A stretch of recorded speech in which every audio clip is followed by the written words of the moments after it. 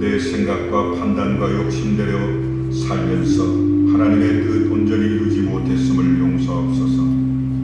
하나님의 사람으로 예수님의 모습을 드러내지 못했음을 용서하옵소서.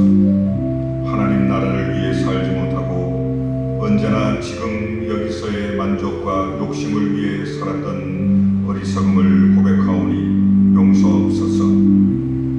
겸손함으로 돌아올 때 기도의 삶이 없었기 때문임을 깨닫습니다. 뜨겁고 깊이 있는 기도의 모습을 회복하지 못함을 용서하옵소서. 기도 없이도 하나님의 뜻대로 살 수 있다고 착각하는 어리석음을 용서하옵소서. 기도의 모습은 언제나 뒷전이었고 기도하지 못하도록 우리 영을 무감각하게 하는 악한 영을 뿌리치지 못했음을 용서하옵소서. 누가 뭐래도 어떤 상황에서도 하나님께 기도해야 함을 깨닫지 못하는 교만함을 용서해 주옵소서. 기도만이 하나님 앞에서 하나님의 사람으로 살 수 있는 힘과 능력임을 깨닫지 못했음을 용서해 주옵소서. 그래서 이런 우리를 오늘도 불러주셨사오니 기도의 열정을 회복하게 해 주옵소서. 기도의 축복을 누리게 해 주옵소서. 이젠 기도 없이는 한순간도 살 수 없음을 철저히 고백하게 해 주시옵소서. 예수님의 이름으로 간절히 기도하옵나이다. 아멘. 전능하사 천지를 만드신 하나님 아버지를 내가 믿사오며 그 외아들 우리 주 예수 그리스도를 믿사오니 이는 성령으로 잉태하사 동정녀 마리아에게 나시고 본디오 빌라도에게 고난을 받으사 십자가에 못 박혀 죽으시고 장사한 지 사흘 만에 죽은 자 가운데서 다시 살아나시니 하늘에 오르사 전능하신 하나님 우편에 앉아 계시다가 저리로서 산 자와 죽은 자를 심판하러 오시리라. 성령을 믿사오며 거룩한 공예와 성도가 서로 교통하는 것과 죄를 사하여 주시는 것과 몸이 다시 사는 것과 영원히 사는 것을 믿사옵나이다. 아멘. 그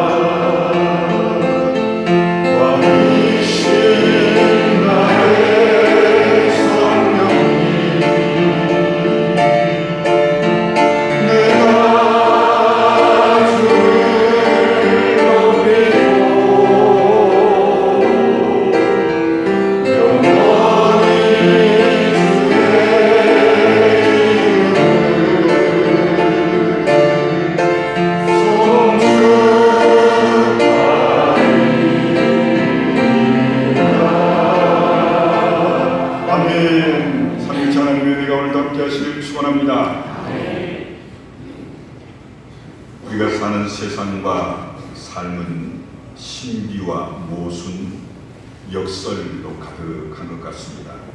물론 나름 질서도 있고 이성적으로 판단할 수 있는 것도 많습니다.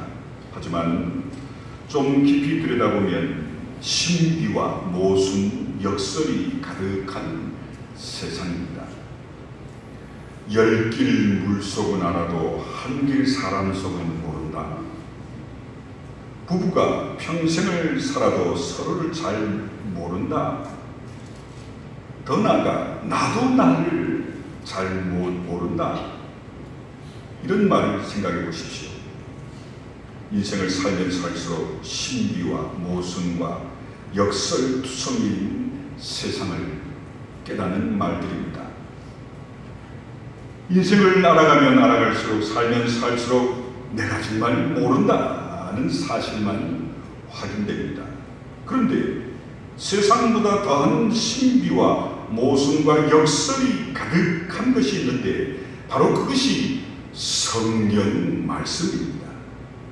하나님과 하나님의 하시는 일, 하나님의 말씀은요 다 신비하고 모순 덩어리고 역설로 가득한 것을 깨닫게 됩니다.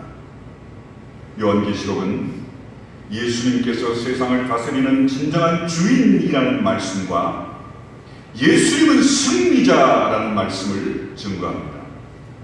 사실 성경의 모든 말씀이 이 사실을 증거하지만요 요한계시록은 특별히 더합니다.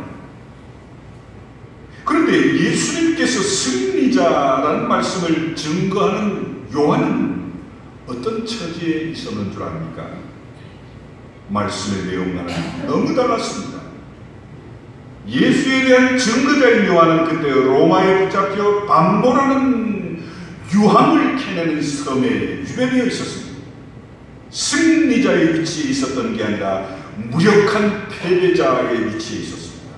요한뿐 아니라 예수님을 따르던 자들 역시도 당시에 모욕, 멸시, 핍박을 당하고 있었지요. 저들은 하나같이 예수님께서 세상의 주인이요 승리자라고 믿고 있었지만 눈에 보이는 현실을 보면 예수님은 세상을 다스리는 주인이 아니었고 승리자도 아니셨습니다. 예수님은 철저한 패배자셨죠. 60여 년 전에 십자가에 처형당했습니다. 예수가 부활했다 하지만요 그의 부활을 믿는 제자들의 무리는 많지 않았습니다. 더욱이 예수님의 제자들은 로마에 대항할 만한 힘이 없었습니다. 예수님이 로마의 정치 권력에 붙잡혀 죽었던 것처럼 제자들 역시 예수님의 부활을 믿고 왕 중의 왕이라는 것을 믿는 것 때문에 로마의 창칼에 진미김을 당하고 있었습니다. 예수님의 제자들 11명 모두 다 예수님이 부활했다는 복음을 증거하다가 순교당했고요. 요한계시록을 기록한 요한만이 유일하게 자연사합니다. 정말 어디를 봐도 저들은 승리자의 모습이 아니었습니다.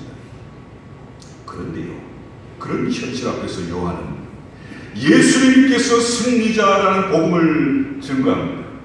예수님이 로마의 진리김을 당하고 있는 눈앞의 현실을 온몸으로 겪고 있으면서도 아시아에 있는 일곱 교회를 향해 예수님이 왕 중의 왕이고 진정한 승리자라는 걸 증거합니다. 성도 여러분, 이 상황을 현실적으로 한번 상상해 보시기 바랍니다. 참 우습지요.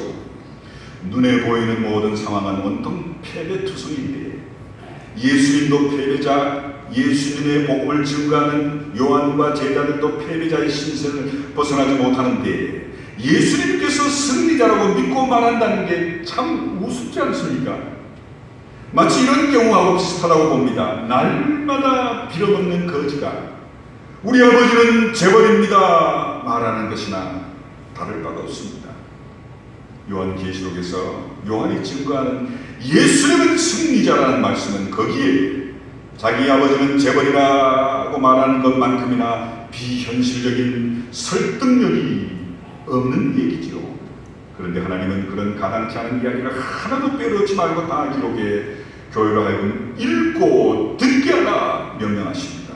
이것이 신앙임을 오늘 본문의 말씀은 증거합니다.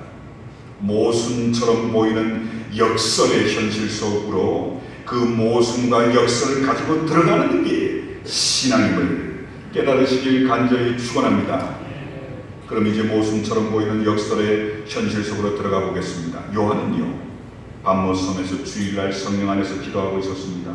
갑자기 뒤에서 나팔 소리처럼 우렁차고 쩌렁쩌렁한 큰 음성이 들려옵니다. 내가 보는 걸 책으로 기록해라. 그리고 기록한 걸 에베소, 서머나, 버가모, 도아디라, 사데, 빌라델비아, 라우디게아 7교회에 보내라는 음성이었지요. 요한은 그 음성이 들리는 곳으로 몸을 순간적으로 돌이킵니다. 그러자 7가지가 달린 금 촛대가 보이고 그 한가운데 인자, 사람인 아들자, 사람의 아들같이 생긴 이가 있었습니다. 그 모습은 놀라웠습니다. 그분은 발에 끌리는 옷을 입고 있었는데 가슴엔 금띠를 띄었고 머리와 털은 희가 흰 양털 하얀 눈 같았습니다.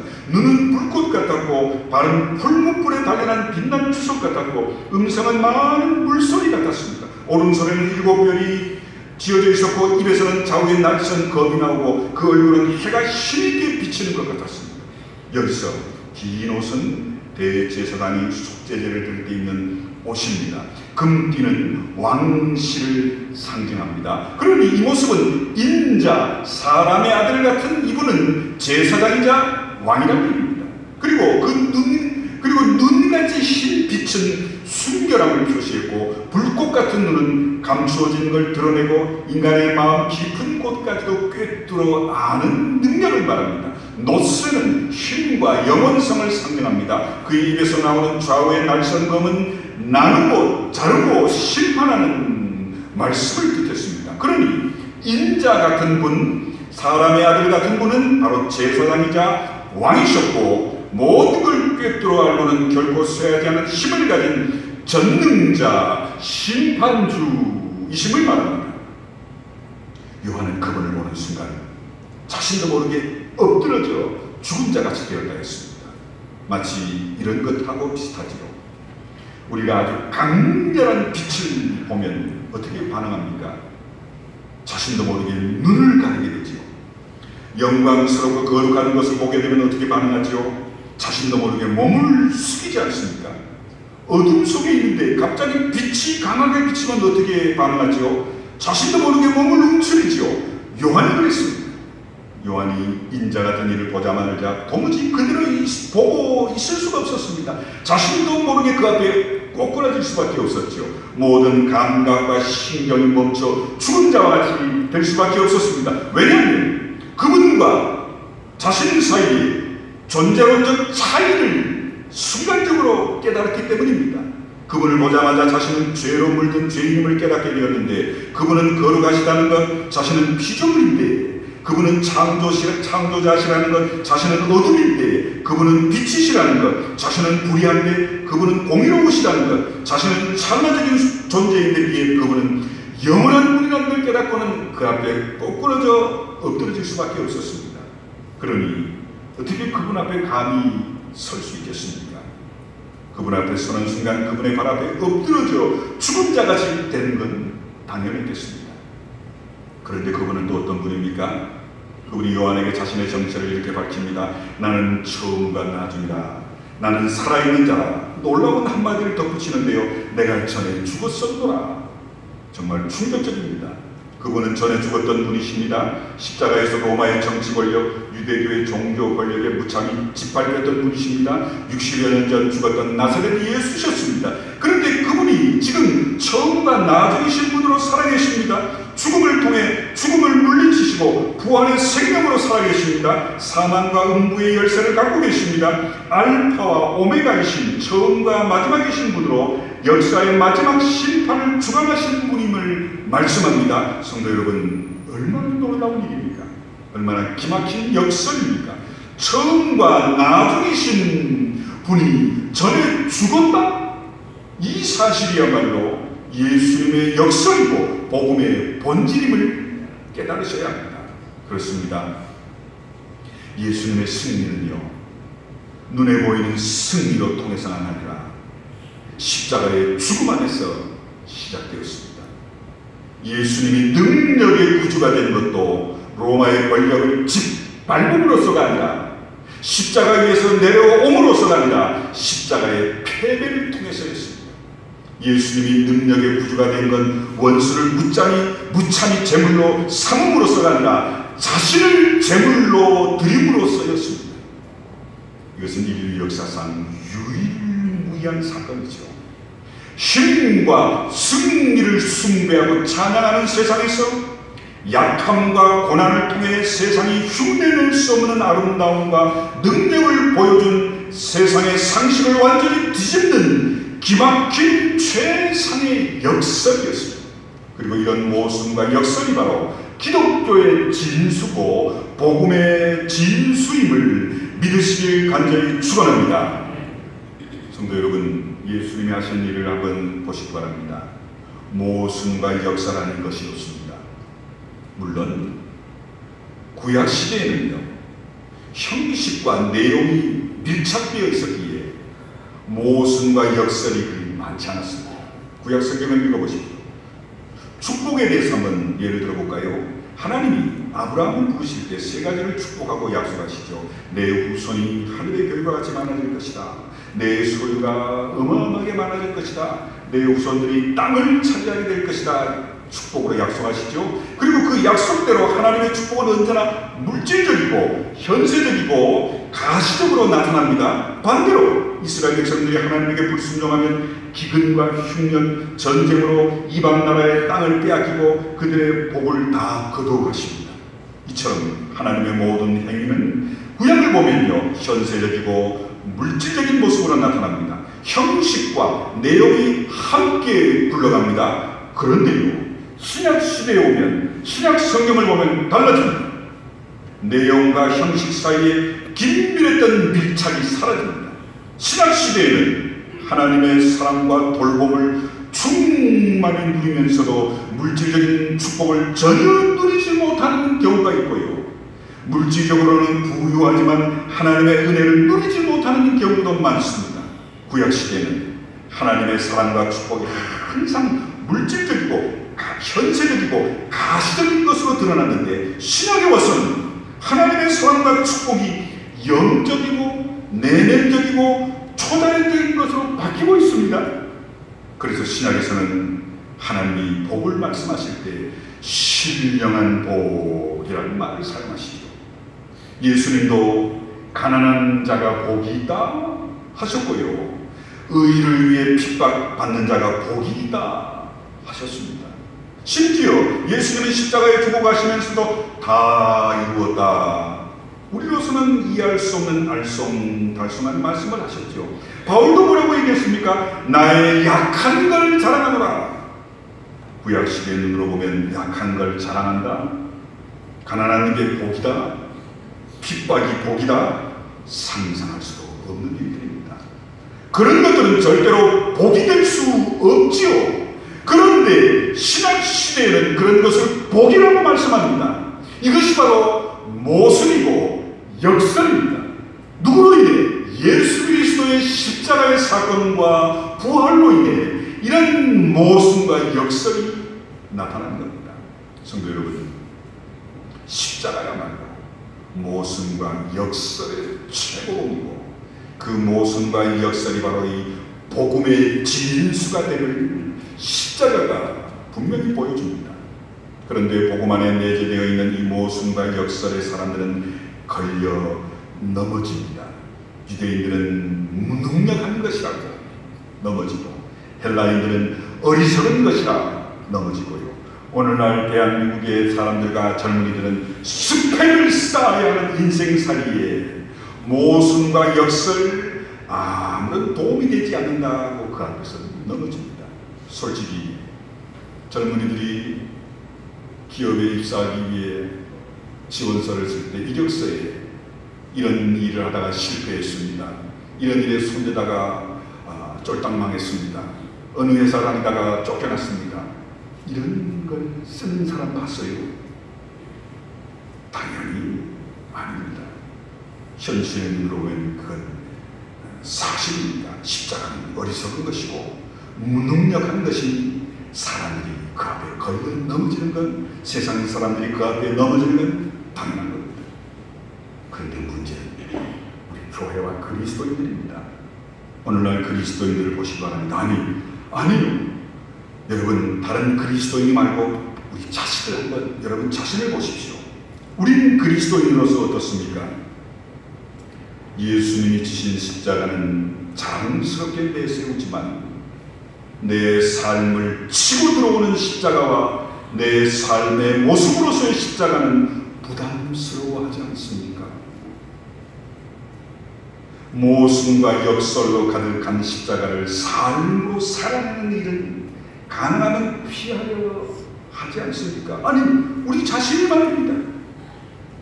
그래서 교회도 예수님의 십자가는 말하지만 우리의 삶을 치고 들어오는 십자가는 말하지 않고 교회가 축복만 얘기하지요. 신세대적이고 젊은이들이 많이 모이는 부흥하는 교회 가보면요, 강대상 앞에 십자가가 없습니다. 그나마 양심 있는 목사님들은 십자가를 이렇게다가 내려놨어요. 여러분 어떻게 생각하세요? 저는 만 5년 동안 국내외적으로 초교파적으로 유명한 목사님 밑에서 5년 동안 부목사 생활을 했습니다. 그분은 초교파적으로 유명한 부흥사셨습니다. 그러니 저는 국내외적으로 초교파적으로 유명한 부흥사를 수도 없이 많이 제가 부목으로 섬기는 교회에서 겪어봤습니다. 그리고 제가 느낀 게 뭐더라면 나는 나중에 담임 목회하면 절대로 부흥이 안 하리라. 용서하십시오. 하나같이 와서 부흥하는 강사들이요, 복 예수 믿고 축복 못 받은 것들은 저주받았다고, 자격이 없다고, 믿음이 없다고 그럽니다. 저는 놀랐습니다. 이 부흥사들은요, 전부 구약을 가지고 현세적 복, 현실적인 복, 눈에 보이는 가시적인 복만 외칩니다. 그러니 예수 믿고 실패하고 좌절하고 암병 걸려 일찍 죽는 사람은 저주받는 사람이게요? 믿음이 없고 기도 안 하는 사람이게요? 그렇게 몰아갑니다. 성도 여러분, 그리스도인이 어떤 사람인 줄 아세요? 그리스도인은요, 십자가에 붙잡힌 사람들입니다. 우리에게요, 그리스도인에게 교회에 십자가가 없으면 교회가 그리스도인이 아닙니다. 종교인이지. 십자가에서 죽으시고 부활하신 예수님으로 인해 구원받은 자들이 그리스도인입니다.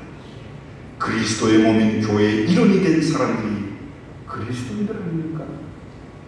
하나님은요, 그리스도인들을 한 개인으로 부르지 않았습니다. 하나님의 나라로 불렀습니다.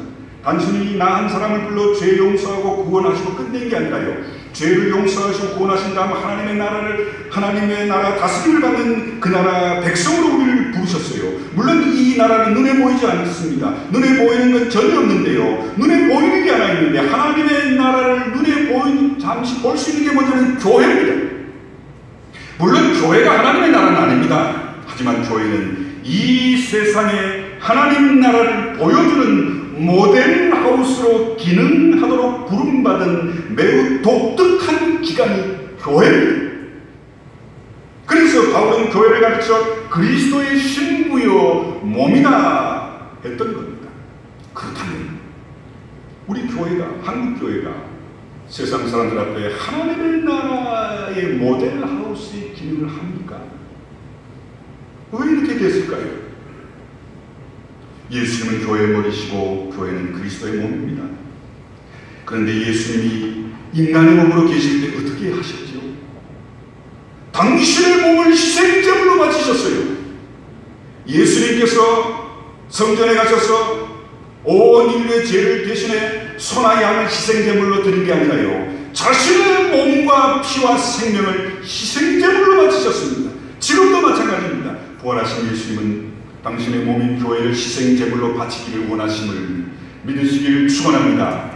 교회를 희생제물로서 바쳐 세상을 구원하기를 원하심을 믿으시기를 간절히 축원합니다. 십자가 외에는 세상을 구원할 수 있는 길이 없기에, 그것이 최후의 길이기에 예수님은 지금도 당신의 몸인 교회를 희생제물로 바치기를 원하심을 믿으시기를 간절히 축원합니다. 교회가 희생제물로 바쳐질 때 하나님의 나라의 모델 기도로서의 기능을 하는 겁니다. 우리 성도들 그리스도인들이 우리의 삶을 희생 제물로 하나님 앞에 드릴 때 우리는 그리스도인으로서의 삶을 살 수 있는 겁니다.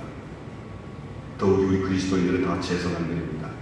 하나님 아버지를 위한 제사장으로 부름받았죠. 그러기에 예수님이 당신의 몸과 생명을 희생 제물로 드렸던 것처럼 그리스도인들도 우리의 몸과 생명을 희생 제물로 드리는 제사장으로 살아야 함을 믿으시길 간절히 축원합니다.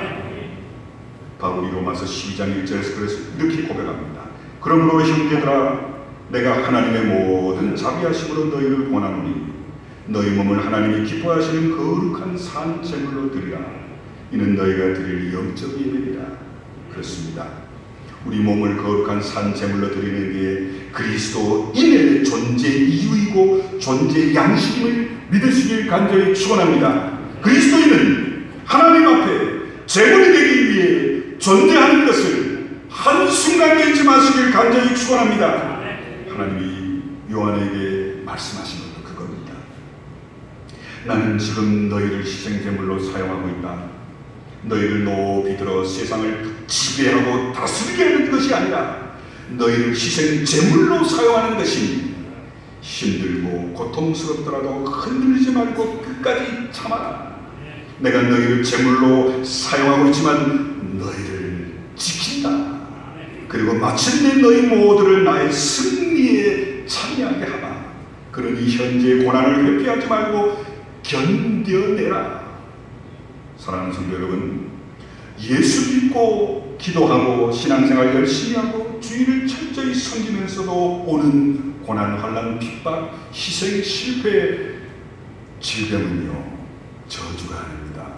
재수 없어서가 아닙니다. 잘못 믿어서가 아닙니다. 우리를 향한 하나님의 십자가임을 믿으시길 간절히 축원합니다. 절대로 잊어서는 안 되는 게 있습니다. 그리스도인과 교회는요 세상과의 경쟁에서 승리하기 위해 부름받지 않았습니다. 그리스도인과 교회는요 세상보다 더 큰 힘을 휘두르고 세상보다 더 높은 자리를 차지하기 위해 부름받지 않았습니다. 만약에 하나님이 나를 다니엘처럼 성경의 어떤 인물처럼 세상에서 최고의 권위자, 권력자로 하나님이 세우셨다면 정말 두렵고 떨리는 마음으로 그 자리에 임하셔야 합니다. 다니엘처럼요. 그리스도인과 교회는요 세상에서 재물이 되기 위해 부름받았음을 믿으시기를 제발 부탁합니다. 그리스도인과 교회는요 십자가의 복음을 증거하는 일을 위해 부름받았습니다. 그리고 십자가의 복음은 자기 존재를 과시함으로서가 아니라 자기 존재를 숨김으로, 강함으로서가 아니라 약함으로, 부유함으로서가 아니라 가난함으로, 이김으로서가 아니라 저줌으로써 십자가의 복음이 증거됨을 믿으시기를 간절히 축원합니다. 바로 이것이 그리스도인과 교회가 짊어져야 할 이 시대의 역설이고 모순, 우리가 당연히 가야 할 모습임을 믿으시길 간절히 축원합니다. 그런데요, 목사님 저를 포함해 우리 모두에게는요 힘을 추구하는 권력 의지가 있습니다. 자기 존재를 증명하고 과시하고 싶은 강한 욕구가 목사님 저에게도 있습니다. 나를 무시해. 오늘날 그리스도인에게는 더 심각하게 잘못된 게 있습니다. 들어보십시오. 나의 약함이 곧 주님의 약함이요. 여러분 어떻게 생각하세요? 내가 지질이 못 살고 궁상 떠는 게 하나님의 약함이라고 생각하시죠? 반대로 나의 승리가 곧 주님의 승리입니다. 이렇게 찬양하고 고백하고 기도하지 않습니까? 그러니 하나님 나를 승리, 성공, 축복, 돈 많이 벌고 출세하게 주옵소서, 하나님 영광 받으시게요, 이렇게 기도하지 않았습니까? 그래서요 우리는 주님을 위해서라도 나는 강해야만 하고요 하나님, 교회의 부흥을 위해서라도 반드시 나와 내 가정, 우리 성도들은 승리해야만 합니다. 하나님, 이게 오늘 우리들의 생각입니다. 어떻게 생각하세요? 솔직한 저와 우리 모두 욕심이고요, 우리는 이렇게 기도하고 있습니다. 솔직히 얘기해 봅시다. 담임 목사가 폐암에 걸렸어. 나이 50 후반에 갑자기 죽었네요. 하나님도 참, 목사님 어찌 다했나봐. 목사님 기도 많이 안 하셨나 보지. 목사님 몰래 화장실에서 담배 핀 거 아니네? 여러분, 이렇게 생각하실 수도 있지요. 아니, 하나님의 주의 일을 세상의 모든 걸 놓고 주님만 위해 사는 목회자를, 아니 그렇게 빨리 그것도 암으로 저렇게 고생하고 죽여야 합니까? 하나님, 우리의 생각은 여기에 멈춥니다. 왜냐하면요, 우리는요 항상요 예수 잘 믿으면, 주를 위해 헌신하기만 하면, 기도 많이 하면, 주를 위해 살기만 하면 하나님의 복이 그냥 세상에서 주렁주렁 열릴 줄만한 부흥사들이 그렇게 가르쳤어요. 나이 많은 목사님들이 그렇게 가르쳤어요. 아직도 이렇게 가르치는 교회가 있습니다. 제발 우리 성경을 제대로 가르쳐야 합니다. 예수님이 뭐라고 하셨나요? 부흥사가 뭐라고 얘기한 게 아니라 예수님이 뭐라고 하셨죠? 너희 약함이 나의 강함을 드러내고 너의 고통이 나의 승리를 드러낼 것이다. 예수님 분명히 이렇게 말씀하셨고요. 말씀만 하셨나요? 예수님은 스스로 십자가에서 이걸 증거하기 위해 하나뿐인 당신의 몸은 그 못에 찢어지고 피 흘려 죽으셨죠. 희생 제물로 드리셨습니다. 이건 세상 사람들이 볼 때 모순이고 역설입니다. 바울은 이런 그리스도인의 신비와 역설을 누구보다도 제대로 이해하고 있었습니다. 자격이 있는 사람이었습니다. 왜? 바울은 유대인 중에 유대인, 구약학 박사, 바리새인 중에 바리새인, 누구보다도 철저히 구약적인 의식에서 살았고 전수받았고 배웠고 그의 뼛속 깊이 구약적인 사람인 그가 예수를 만나고 고백한 걸 들어보십시오. 고린도후서 6장 8절 10절입니다. 우리는 속이는 자 같으나 참되고 무명한 자 같으나 유명한 자요, 죽은 자 같으나 보라 우리가 살아있고, 징계를 받는 자 같으나 죽임을 당하지 아니하고, 근심하는 자 같으나 항상 기뻐하고, 가난한 자 같으나 많은 사람을 부유하게 하고, 아무것도 없는 자 같으나 모든 걸 가진 자다. 사랑하는 성도 여러분, 우리는요 예수님의 십자가의 복음을 제대로 깨닫기 위해서 바울의 놀라운 고백을 통해 우리 교회와 그리스도인의 존재의 신비에 대해 제대로 깨달아야 합니다. 성도 여러분, 우리는 세상에서 성공하는 자, 승리하는 자, 출세하는 자, 돈 많이 버는 자, 최고의 통치자가 되는 자, 이런 자로 부름받지 않았습니다. 하나님이 그런 모습으로 당신의 영광을 드러내는 교회와 성도들 되도록 우리를 이끌지 않습니다. 바로 십자가의 희생 제물이 되는 모습으로 내가 가정, 개인, 인간관계, 교회, 내 삶을 통해 하나님이 나에게 지라하신 그 십자가가 어떤 것이든 그걸 온전히 지고 희생함을 통해 내가 아니라 하나님의 영광, 예수 그리스도의 십자가의 복음을 증거하는 게 오늘 우리 교회와 성도들의 삶입니다. 그러니까요, 내가 돈을 많이 벌어 출세하고 대통령이 되어도 십자가의 희생의 제물로 하나님 앞에 영광 돌리면 됩니다. 내가 안병에 걸려 돈이 없고 죄송합니다, 궁상떨며 살아도 세상은 나를 궁상스럽게 보더라도 하나님 앞에서 내 모습 이대로 내가 져야 할 십자가를 지며 영광 돌리는 삶이요, 하나님이 기뻐하시는 삶입니다. 이건 여기 목사인 제 얘기가 아니라 성경의 말씀입니다. 사랑하는 성도 여러분, 우리 그리스도인과 교회의 참된 모습을 이제는 성경을 통해 제대로 깨닫고 그 하나님이 우리를 통해 교회와 성도인 우리를 통해 원하시는 삶을 제발 삽시다. 있다고 교만하지 말고요, 있으면 2개의 십자가를 지르고 나가십시오. 없다고 부끄러워하지 마십시오. 하나님은 그 삶을 통해 내가 져야 할 십자가를 나에게 허락하신 겁니다. 재수 없어서 부모 잘못 만나? 아닙니다. 하나님이 나에게 맡겨주신 십자가, 나에게 주신 그 십자가를 기쁨으로 끝까지 감사하게 지고 가는 그 희생적인 삶이 오늘 우리 충주교회와 성도들의 모습임을 다시 한번 깨달으시길 간절히 축원합니다. 기도하겠습니다. 고마우신 아버지 하나님, 우리의 삶을 지켜주옵소서. 우리는 나의 약함이고 주님의 약함이고, 그래서 내 약함을 숨겼습니다. 나의 승리가 곧 주님의 승리임을 알고 잘못 알고 교만했습니다. 주님을 위해서라도 나와 내 자녀 우리 교회는 강해야만 하고요. 하나님, 교회 부흥을 위해서라도 우리 교회 성도들은 복받아야 하고 성공해야 되고, 하나님 우리 교회가 크게 지어져야 합니다. 이렇게 기도했던 우리들이었음을 용서하옵소서. 하지만 예수님은 너의 약함이 나의 강함을 드러내고 너의 고통이 나의 승리를 드러낼 것이다. 너는 십자가의 희생 제물로서의 삶을 살라 하셨음을, 이 모순적이고 역설적인 삶이 오늘 우리 충주교회와 우리 그리스도인의 모습을 깨닫게 하옵소서. 예수님의 이름으로 기도하옵나이다. 아멘.